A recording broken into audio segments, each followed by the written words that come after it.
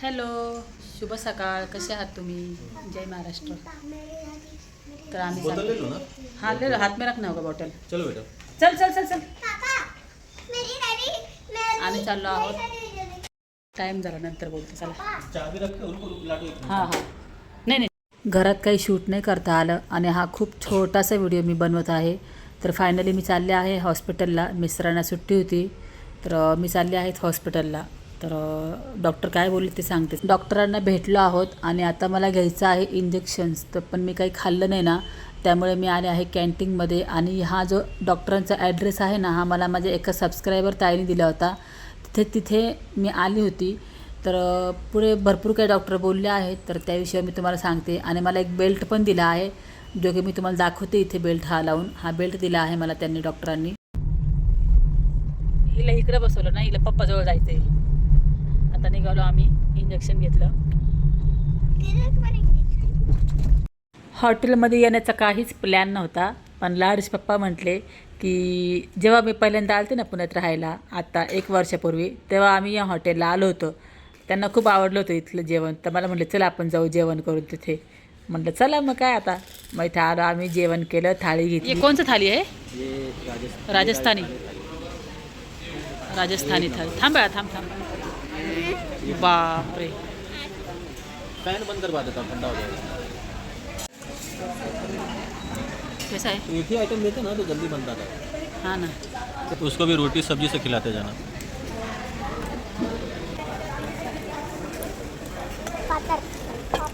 जेवण झालं. थोडासा फास्ट व्हिडिओ पळवला बरं का मी. लाडूला खूप मजा वाटते तिथे हँडवॉश करायला. हँडवॉश केले.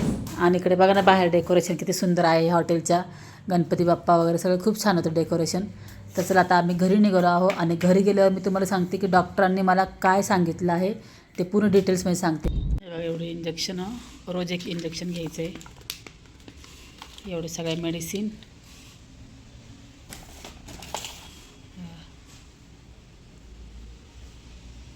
जेवण करून आलो होतं आम्ही.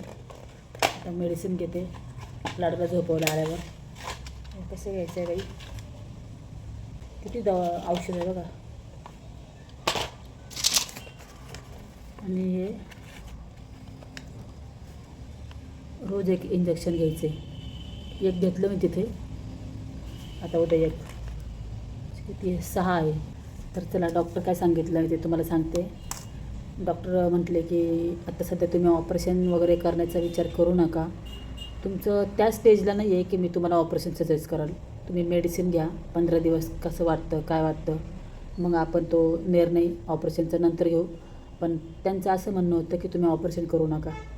या सगळ्या मेडिसिन दिल्या आहे, पेनकिलरचे ते इंजेक्शन्स दिले आहे, ते तुम्ही कंटिन्यूस घ्या. कोर्स हा पूर्ण करा. वाकायचं नाही, प्लस असं जड उचलायचं नाही. या सगळ्या गोष्टी त्यांनी मला सांगितल्या. एक्सरसाइज नाही करायची, जिम नाही करायची. आणि होईल हळूहळू, ते होईल म्हटले. त्यांनी पूर्ण चेक केलं आहे. माझे सगळे रिपोर्ट मी घेऊन गेले होते, MRIचा ते सगळे घेऊन गेले ते. तर ते म्हटले की जसं रिपोर्टमध्ये असं वाटत नाही की ऑपरेशन करावंच लागेल, हे औषधाने पण तुमचं ठीक होऊ शकतं असं बोलले. आणि जर नाहीच ठीक झालं तर स्पाईनमध्ये इंजेक्शन्स असतात, ते तो लास्टचा विचार आहे म्हणे. आत्ता तुम्ही तो विचार करू नका. तर एक इंजरी असती, ती तुम्हाला इंजरी झालेली आहे म्हणे आतमध्ये, पण ती गोळ्यांनी ती ठीक होईल असं. पण त्या गोष्टीला 12 वर्ष झाले. मी डॉक्टरांना सगळ्या गोष्टी सांगितल्या, नेमकी झालं काय होतं माझ्यासोबत काय नाही सगळं सांगितलं.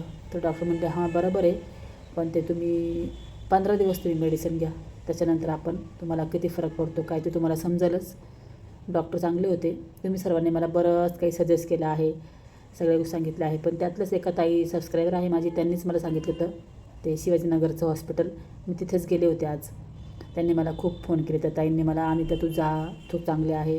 आणि त्या डॉक्टरांना भेटल्यानंतर ते मला अक्षरशः असं म्हटले, डॉक्टर की तुम्ही कुणाचंही ऐकून ऑपरेशन करू नका असं बोलले.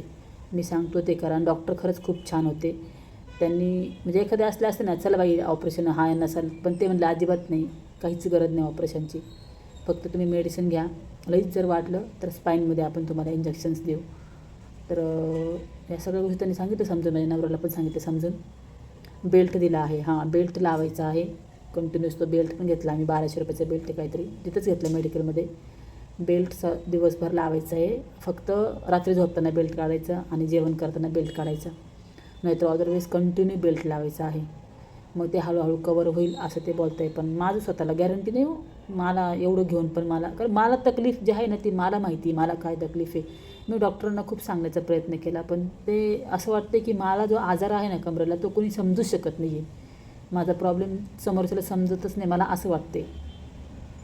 तर काय माहिती, बघूया 15 दिवसाचा कोर्स करूया, बरोबर आहे का नाही. बेल्ट वगैरे लावून राहते. आता त्यांनी मला इंजेक्शन वगैरे दिलं आहे ना, तर दुखायचं कमी झालेलं आहे. आता पेन किलरने तर होणारच ना कमी. तसं तुम्ही घरातही पेन किलर खाल्लं का मग मला 3 दिवस बरं वाटतं. पेन किलर हा सॉल्युशन हे पेन किलर नाही आहे ना, मला परमनंट ह्याच्यावर सॉल्युशन पाहिजे. पेन किलर मी किती पेन किलरने माझी किडनी खराब होणार, बरंच काही प्रकार होणार. मी डॉक्टरांना म्हणले, पण डॉक्टर म्हणले नाही तुम्ही 15 दिवसाचा कोर्स करा, माझा ऐका. तर म्हणलं ठीक आहे, त्यांच्या म्हणण्याप्रमाणे चालूया. पुरेला उचलायचं नाही, बरंच काही त्यांनी सांगितलं, बालटी उचलायची नाही, जड उचलायचं नाही असं.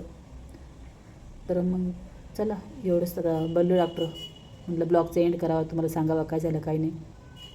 तर चला येते आम्ही. बाकी तुम्हाला काय बोलायचं असेल काय नाही मला कमेंट करा, ठीक आहे. चला बाय.